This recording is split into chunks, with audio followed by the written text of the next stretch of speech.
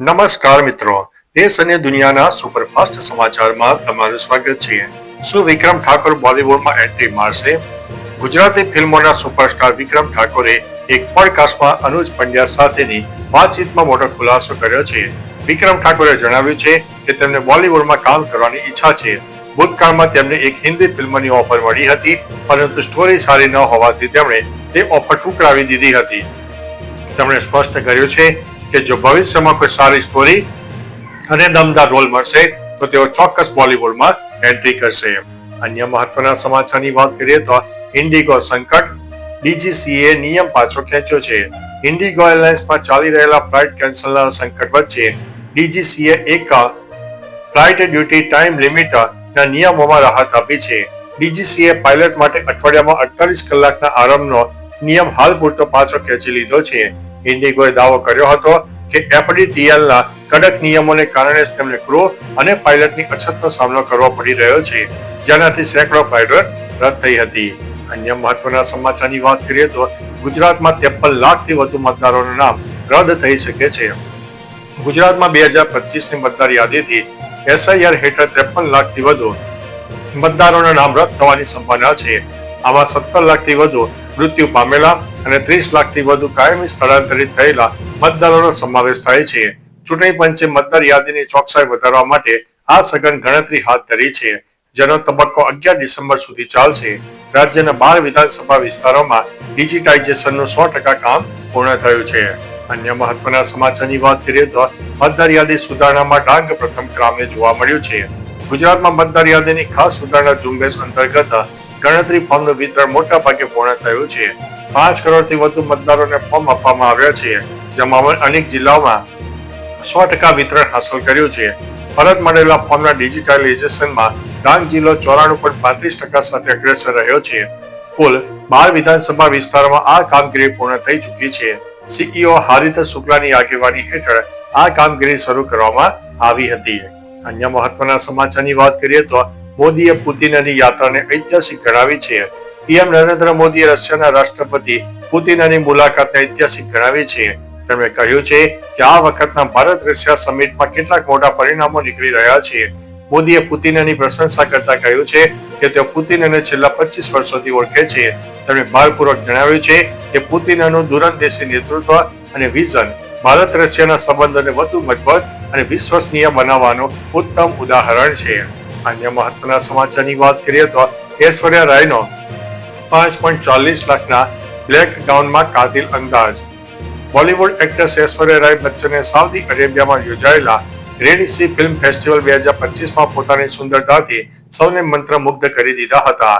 તેની આ ડોલ્સે અને ગબ્બાનાનું આશરે 5,40,000 કિંમતનો બ્લેક સિલ્ક ગાઉન પહેર્યું હતું. સ્ટેજ પરથી તેણે નમસ્તે અને સલામ વાલિકમ કહીને સંબોધન શરૂ કર્યું હતું. સોશિયલ મીડિયા પર વાયરલ થયેલા ફોટામાં તે વજન ઘટાડ્યા બાદ વધુ ફિટ અને ગ્લેમરસ દેખાઈ રહ્યા છે. અન્ય મહત્વના સમાચારની વાત કરીએ તો તંત્ર મોરબી અને હાટકેશ્વર બાદ પણ જાગ્યું નથી. અમદાવાદ મ્યુનિસિપલ કોર્પોરેશન વિપક્ષ નેતા શેહજાદ પઠાણે સુભાષ બ્રિજની મુલાકાત લીધા બાદ સત્તાધીશો પર ગંભીર આક્ષેપો કર્યા છે. તેમણે કહ્યું છે કે મોરબી, હાટકેશ્વર અને ગંભીરા બ્રિજની ઘટનાઓ છતાં કોર્પોરેશન જાગ્યું નથી. મોટી દુર્ઘટના ગઈકાલે ટળી હતી. તેમનો આરોપ લગાવ્યો છે કે અમદાવાદના 82 બ્રિજનું ઇન્સ્પેક્શન માત્ર પેન અને પેપર ઉપર થયું છે અને મહત્વપૂર્ણ ટેસ્ટ કરાયા નથી. લાગતું નથી કે બ્રિજનું કામ 4 દિવસમાં પૂરું નહીં થાય. અન્ય મહત્વના સમાચારની વાત કરીએ તો ટ્રમ્પે કહ્યું છે કે મેં 8 યુદ્ધ રોક્યા, બીજા પણ રોકીશ. યુએસ પ્રમુખ ડોનાલ્ડ ટ્રમ્પે ફરી એકવાર યુદ્ધ રોકવાનો રાગ આલાપ્યો છે. કહ્યું છે કે હું વિશ્વમાં શાંતિ લાવી રહ્યો છું. આપણે પહેલા ક્યારેય ન થયેલા યુદ્ધનો ઉકેલ લાવી રહ્યા છીએ. મેં અત્યાર સુધીમાં 8 યુદ્ધો રોક્યા છે. હું બીજા એકને રોકવાનો પ્રયાસ કરી રહ્યો છું. જો બધું યોજના મુજબ ચાલશે તો રશિયા અને યુક્રેન યુદ્ધ પણ રોકાશે. છેલ્લા સપ્તાહમાં 8,000 સૈનિકો માર્યા ગયા છે. આ યુદ્ધ હવે બંધ થવું જોઈએ. અન્ય મહત્વના સમાચારની વાત કરીએ તો રશિયા અને ભારત વચ્ચે મુખ્ય કરાર ઉપર હસ્તાક્ષર.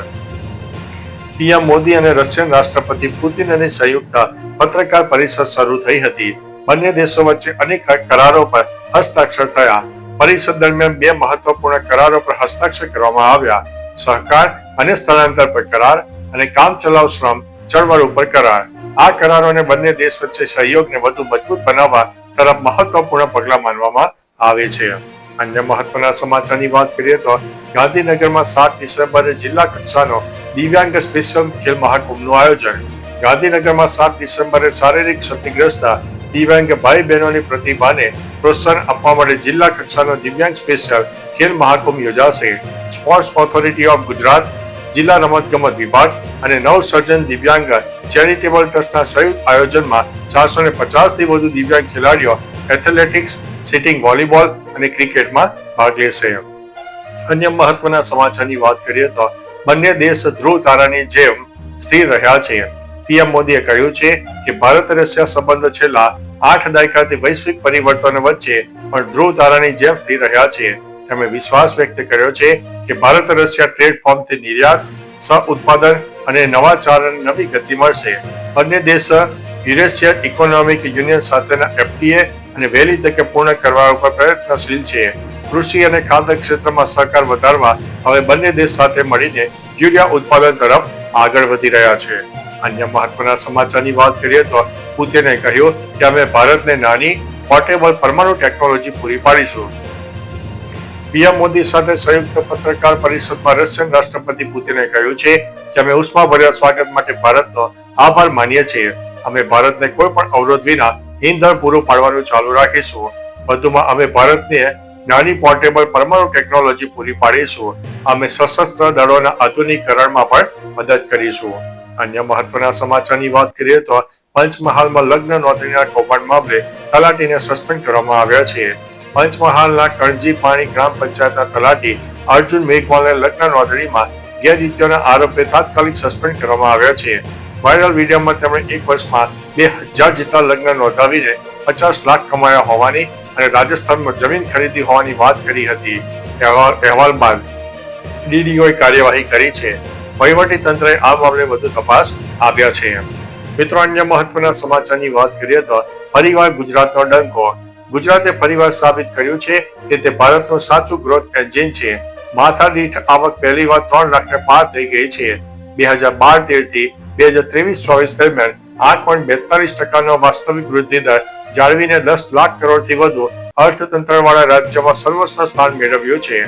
કર્ણાટકમાં 7.79%, તામિલનાડુમાં 6.29% કરતા પણ તે આગળ છે. ઔદ્યોગિક આધાર, ઉત્તમ માળખું અને રોકાણ મૈત્રીપૂર્ણ નીતિઓને ગુજરાતને વિકાસનો અનોખો માર્ગ અપનાવ્યો છે. તો ચાલો મિત્રો, આ રીતે દેશ અને દુનિયાના સુપરફાસ્ટ સમાચાર લઈને મળતા રહીશું. ત્યાં સુધી અમને રજા આપશો. નમસ્તે.